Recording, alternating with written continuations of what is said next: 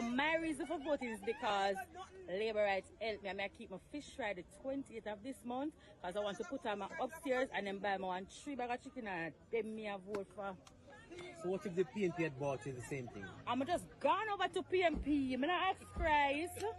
And better party sale. So if PNP come right now, I'm buy me a 4 bag of chicken and that's something there.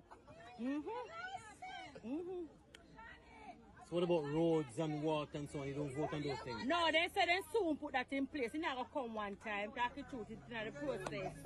But for now, adapt me and work. Because after this, you're not see about nobody. If you're lucky to see them, that God on your side. So you're not a diehard in anything? No, you're crazy. Diehard.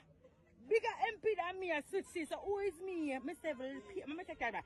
If PMP come right, so now, right now for the next 4 years, maybe Andrew PMP. So nobody kill up ourselves.